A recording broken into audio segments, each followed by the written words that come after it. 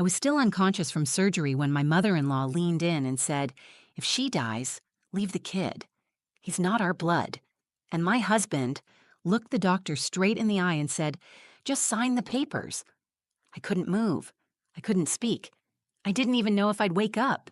But when I did, my 10-year-old son was sitting next to my bed, holding a microphone in both hands like it was the most important thing in the world. He looked me in the eye and said, "Mom, I recorded what they said to the doctor while you were asleep." That moment changed everything. My name is Lena. I'm 32 years old, and until last year, I was a middle school teacher in Asheville, North Carolina. I taught English, mostly to 6th graders. I loved it. I loved their curiosity, their questions, even their awkward silences. Teaching felt like purpose. Then my body started turning on me. I was diagnosed with a rare autoimmune disease after collapsing in the hallway between classes. It started slow, fatigue, headaches, but by the end of the semester, I couldn't lift my arms without pain. I had to quit my job. At home, things were harder than I expected. My husband, Bryce, had always been calm under pressure, the steady one. He worked in corporate law, always dressed sharp, always in control. But when I got sick, something changed. He started coming home later, talking less, checking out emotionally. He'd say things like, "Just focus on getting better." But his eyes never really met mine anymore. I started to feel like I was fading from my own life, like I was slowly becoming invisible in my own home. The only person who never stopped seeing me was my son, Milo. He's 10, sharp as a whip, always asking questions. He's the kind of kid who'll stop to hold the door for someone and then ask you 3 follow-up questions about your shoes. He's kind and curious and stubborn, just like me. He started recording things last year with this toy microphone he got for his birthday. He said he wanted to be a podcaster when he grew up. He recorded bedtime stories, car rides, conversations. I used to tease him that he was building a time capsule of our lives. Then there's Celia, my mother-in-law. She never liked me. From the beginning, she made it clear that I wasn't who she had pictured for her son. She grew up in a small town in Georgia where tradition was everything. She once told me I wasn't soft enough, that I talked too much, thought too much, asked too many questions. When Milo was born, she didn't come to the hospital. She sent flowers. I thought maybe she'd soften over time. She didn't. She kept her distance, but whenever she showed up, it was clear she was just waiting for me to mess up. When my health got worse, she came around more often. Not to help, but to watch. She'd show up with home-cooked food, but criticize how I kept the house. She once asked if I'd ever considered how unfair it was to raise a child while being so unstable. She said it like a diagnosis, like she was just stating facts. The surgery was supposed to be a chance. The doctors said it wasn't a cure, but it might give me some control over my symptoms. I was scared, but I said yes. Not because I trusted the odds, but because I couldn't keep watching Milo watch me get worse. He'd ask questions I couldn't answer. "Are you getting better, Mom? Will you be okay by summer?" I needed to try for him. Bryce was quiet the morning of the surgery. He drove me to the hospital in silence, checking his phone at every red light. When we arrived, I reached for his hand and he let me hold it, but he didn't squeeze back. Milo came too. He insisted. He packed his microphone in his backpack. "In case I need to tell the story later," he said. I smiled and told him I'd be back before he knew it. They prepped me for surgery. The lights were cold. I could hear the beep of machines and nurses' shoes moving across tile. I looked at Milo. He looked so small in that chair. I reached out and he took my hand with both of his. He said, "I'll be right here, Mom." I told him I loved him and that I'd see him soon. I didn't know it then, but that would be the last time I felt safe for a very long time. I don't remember much from the surgery itself. I remember the cold, the smell of antiseptic, a nurse brushing hair out of my eyes and telling me it would be over soon. Then blackness, heavy and deep. They said I was under for almost 6 hours. It was supposed to be 4, but there were complications. My blood pressure crashed. I lost more blood than expected. The doctors had to make decisions fast. But that part came later. What matters is what happened in the waiting room, while I was unconscious on an operating table, fighting to stay alive. Milo had been left in the hospital family lounge with his backpack and a tablet. Bryce and Celia were asked to wait in the hallway outside the operating suite. According to Milo, they thought he had fallen asleep, but he hadn't. He was sitting in the corner with his headphones off, holding his microphone like he always did. He had placed it on the table to record what he thought would be quiet background noise. He liked to play the hospital sounds back later, call it real-world audio. That was all it was meant to be. Instead, what he caught was a conversation that should have never happened. I didn't hear the recording myself until later, but when Milo played it for me, I couldn't breathe. The voice was Celia's first, clear, sharp, like ice. "She's not getting better, Bryce. You know that. The girl's been dragging you down for years. If she dies on that table, you need to think about your future. You're still young. You can start over. But dragging that boy around, he's not even your blood." That was when I stopped the recording the first time. Milo looked up at me, his eyes wide. He said, "There's more, Mom." I told him I needed to hear it all. Then Bryce's voice, lower, flatter, like he was talking about a meeting at work. "I know. I'll sign whatever they need. She wouldn't want to live like that anyway." "You're doing the right thing," Celia said. Then it clicked. They weren't just giving up on me. They were ready to erase me. Bryce had signed a DNR, do not resuscitate, order, without my consent, without telling me, without even speaking to the doctor about my actual wishes. I had never signed one, never even discussed it, but they didn't care. They assumed I wouldn't make it, and instead of praying I'd pull through or sitting at my bedside, they were already making plans for a life without me. And Milo was sitting 10 feet away recording it all. He told me later that something about the way they whispered made him feel sick. He didn't understand every word, but he understood the tone. He said it sounded like they were deciding something they had no right to decide. I survived that surgery. Somehow, despite the odds, I made it through. When I woke up, the room was spinning and my body was on fire. A nurse was checking my IV line. I could barely talk, but I asked, "What happened?" She paused and said, "You had a hard time, but you pulled through. There was a DNR on file, but your vitals stabilized before it became an issue." The words hit me like a slap. A DNR. I hadn't signed anything. Milo was there. He was sitting beside my bed with his backpack in his lap. His face looked tired and scared, but also calm, like he'd been holding something in for too long. "Mom," he said, "I need to tell you something. I recorded what Dad and Grandma said when you were asleep." He pulled out his little microphone and pressed play. I listened, not just to the words, but to the coldness in them, the finality, the casual way my life had been discussed, like a burden to be crossed off. I could feel my heart racing, my throat tightening, but I didn't cry, not then. That moment stripped away everything I thought I could count on. My marriage, my safety, the idea that someone I loved would fight for me if I couldn't fight for myself. The people I had trusted the most had chosen convenience over compassion. I had almost died, and they were ready for it. But Milo wasn't. He didn't understand everything, but he knew enough, and he held on to the truth like it was a lifeline, because it was. I lay there in the hospital bed listening to that recording play through my son's tiny speaker, and everything I thought I understood about my life cracked open. When it ended, Milo looked up at me and said, "I didn't mean to spy. I just wanted to record the hospital sounds, but I think they were talking about you dying." I didn't know what to say. I was still connected to 3 IVs and wearing a heart monitor, but inside I felt colder than I ever had before. My husband, my legal next of kin, had signed a DNR for me behind my back. His mother, who had always treated me like I didn't belong, was the one pushing him to do it. And if I hadn't pulled through the surgery, that one signature would have been the end of my story. I asked Milo to hand me the recorder. I replayed the conversation twice. The second time, I listened as a mother, and something inside me ignited. It wasn't just betrayal, it was survival. Someone had tried to take my future from me, and the only reason I was still here was because my son was smart enough, brave enough to listen when others would have looked away. I pressed the nurse call button. A woman named Angela came in. She had kind eyes and looked exhausted, like someone who had spent a long night on her feet. I told her I needed to speak with the attending physician and a patient advocate. She asked if I was in pain. I said, "Not the kind you can treat with medicine." She came back 10 minutes later with Dr. Harris, the surgeon who'd operated on me, and a hospital administrator. I asked them to sit down.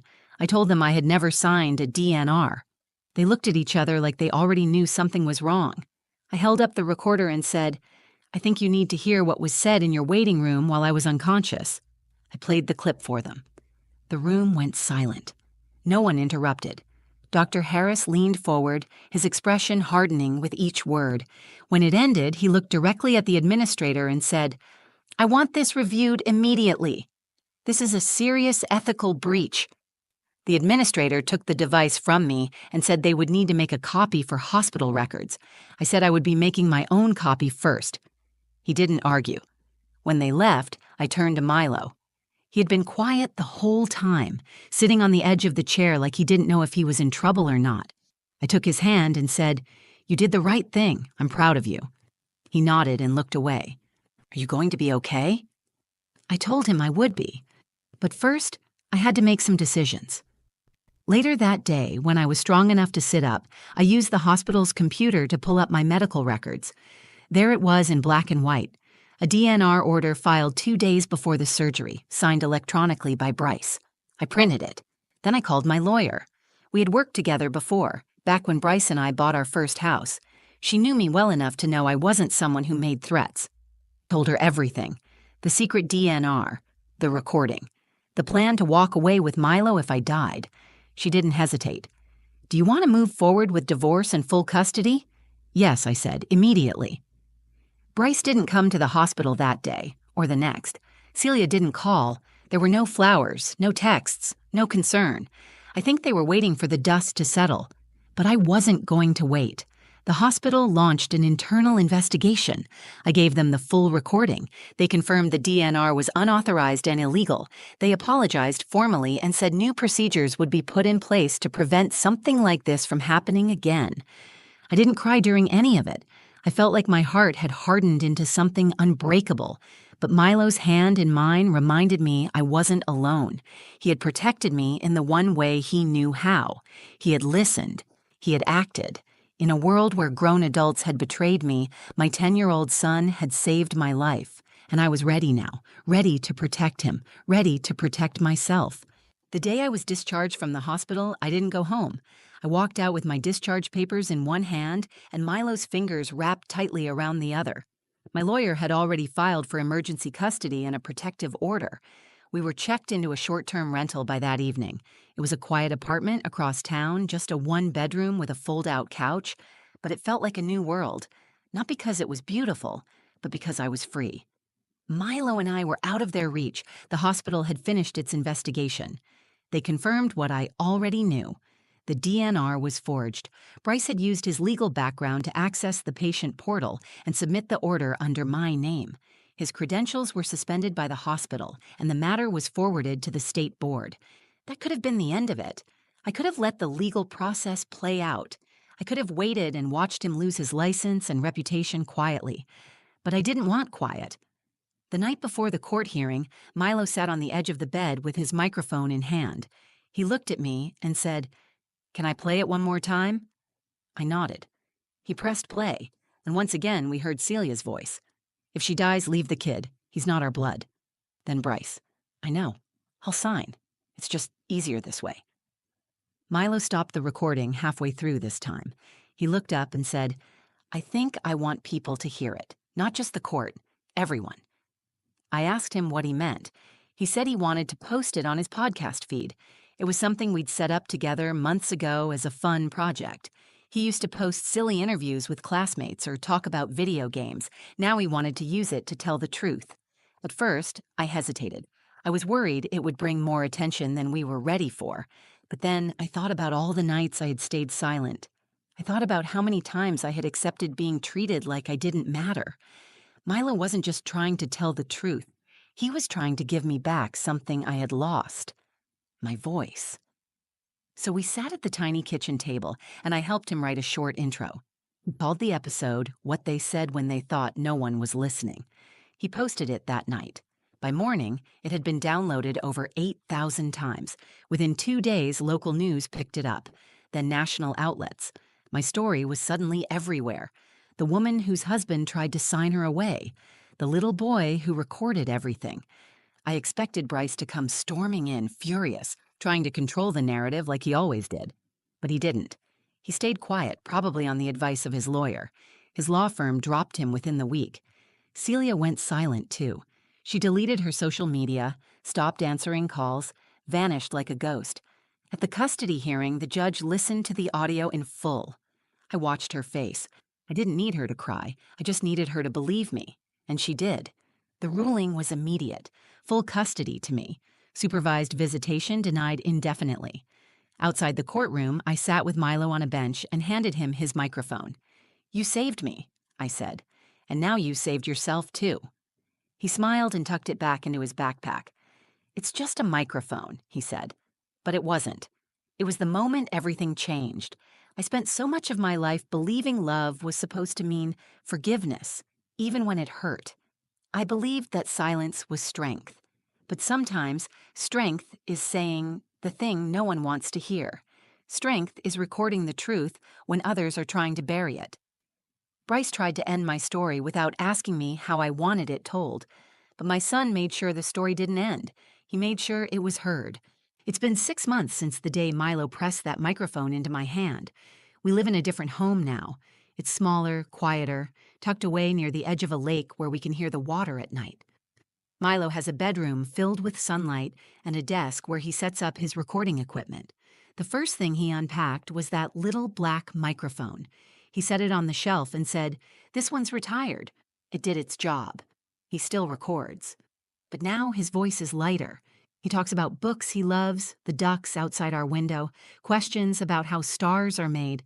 His stories sound like childhood again, safe, curious, bright. He no longer records to protect. Now, he records to imagine. As for me, I'm rebuilding. Not just my health, but my sense of self. I used to wake up wondering how I could make others more comfortable. I walked on eggshells around people who made me feel small, who wanted me to be grateful just for being tolerated. That part of me is gone. Now I wake up and make breakfast while Milo reads trivia off the back of cereal boxes. We laugh more. We talk more. There's still grief, still shock at what happened, but there's also something steady underneath it all. Peace. I finalized the divorce 2 months ago. Bryce didn't fight it. He issued a short apology through his lawyer, claiming he deeply regretted the decisions made under stress. I read it once and threw it away. I don't need his version of the story anymore. I have my own. I lived it. Celia never reached out. Not to me, not to Milo. Her absence says more than her presence ever did. That door is closed. The podcast episode Milo posted stayed online. It's been downloaded over 600,000 times. People write in from everywhere, strangers, mothers, even doctors, sharing their own stories of betrayal, survival, and quiet strength. Some say they never knew how to name what was happening to them until they heard ours. That's what I've come to understand. Telling the truth doesn't just set you free, it makes space for other people to do the same. My story isn't rare. It's just usually kept behind closed doors. I used to believe silence kept things stable. What I learned is that silence protects the wrong people. What Milo did wasn't just brave. It was an act of love. A small boy heard something terrible and made a choice. He didn't run. He didn't freeze. He recorded it. And when the time came, he gave that truth back to me. Not out of fear, but because he believed I deserved to know. Because he believed I deserved to live. There is no medal for that kind of love, but there should be. If you're listening to this story and wondering whether to speak up, whether to trust your instincts, whether to believe your own worth, the answer is yes. You do not owe your silence to anyone who treats your life like a convenience. You don't have to wait until someone betrays you to prove your strength. You don't have to become someone's victim to earn your voice.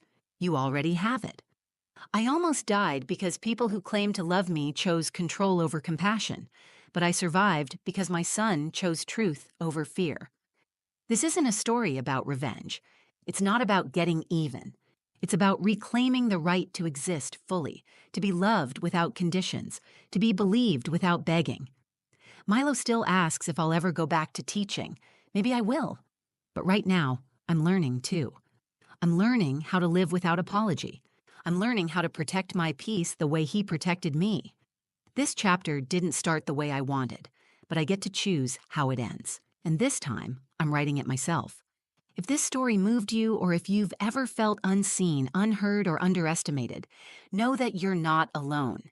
And know this: you are never too far gone to reclaim your voice, your power, or your future.